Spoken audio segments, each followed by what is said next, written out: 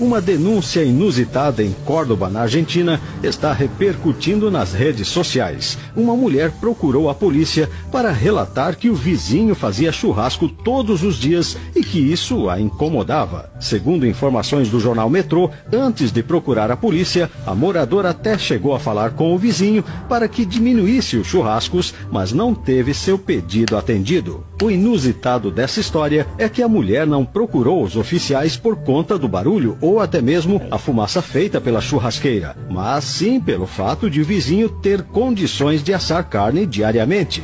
A chefe da ouvidoria da cidade, Alicia Persutti, classificou a denúncia como inacreditável. Por fim, como não há uma solução direta para o caso, Alicia trouxe duas alternativas: que os vizinhos denunciados limitem o número de vezes que fazem churrasco ou que convidem a família afetada.